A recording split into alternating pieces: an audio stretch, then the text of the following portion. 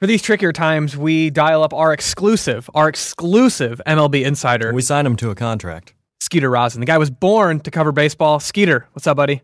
Not much, guys. How are we doing? I just plunked a quarter into the old phone booth here, and I got about 9 minutes to talk to you. I got a wire and a story here in a little bit.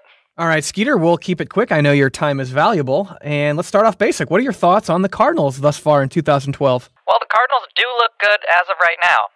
Last time I checked, they're about 3 games ahead in their division, but let's not get too far ahead of ourselves. Next couple of series, there's a chance they may lose one or maybe even more than that. Here's a scenario I'll clue you guys in on, help you understand this a little bit. If the Cardinals should happen to lose 3 straight games, and the team that's right behind them happens to win 3 straight games in that same time period, that lead can be gone like that. Wow. See, now I've always been a believer that the amount of games in between the first place team and the second place team, that can let you know a lot about how safe that lead is. Yeah. All right, Skeeter, with the Cardinals down in Houston this coming weekend, what are your thoughts on the Astros' chances of being competitive again over the next few years? I said this in the beginning of the season. This team is going to win some games. Now, how many? That's the real question. See, the Astros are using what we in the biz, we call it a farm system. They have a mix of good, mediocre, and bad players. So in order for them to be successful, it's going to be crucial that they have more of the good players. They're going to need some good players to make this team better than they are right now. That's how the Cardinals got good. Is that right? Yeah. I believe so. I would agree with that, from what I'm saying. That plus free agents and other good players. Now, the Cardinals, they start off a homestand next week with the Braves coming to town. And considering how badly the Braves tumbled to the end of last year, letting the Cardinals take that last wild card spot, they probably have some extra motivation riding in the series, no? Well, I mean, I haven't talked to anybody specifically about this, but I'm fairly certain that they want to win these games. Now, the Braves last year, they wanted to make the playoffs, and they didn't. And my sources tell me that they were actually disappointed that they didn't. Yeah. Okay. So I've looked over the numbers, and I think the real deficiency last year for the Braves was their WP9. I introduced this on Twitter the other day. It's called wins per 9 innings. Okay. Yeah, that's for the people who are just the lay people, right? People who aren't as saber as me. It's a huge indicator of success. And here's a little explanation of it. If the team averages 1 win per 9 innings, they're darn tough to beat.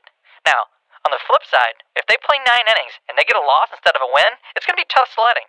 That goes for the Braves. Really, that goes for almost every team in the league. Yeah, now back to the Cardinals. Lance Lynn has been a real surprise in the rotation. Would you agree?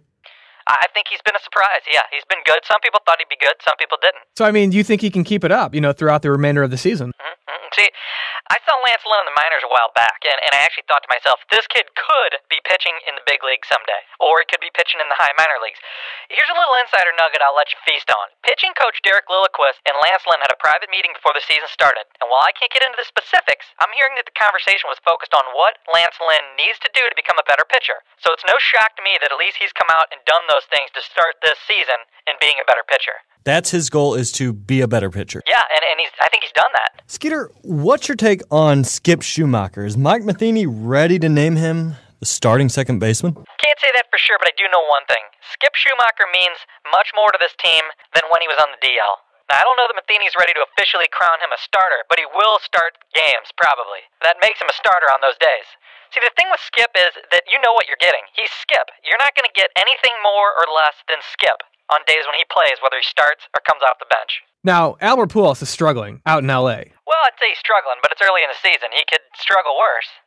He could do better, too. So, okay, any predictions on what the rest of Albert's year is going to be like? Oh, that's a tough one. A lot of people are trying to figure that out. I'll tell you this much. He's going to be playing baseball if he doesn't get injured. If they don't trade him, he's going to be playing in L.A., for the most part. So those fans are really going to have to decide whether or not they want to support him or they don't want to support him. Some will fall on either side of that line. So it really is we're just going to have to wait and see, I agree. All right, Skeeter, we appreciate your time, your knowledge, and your insight. Why don't you tell our listenership where they can find you? You can always find me on Twitter. Just type in the @ and then Skeeter Rosin.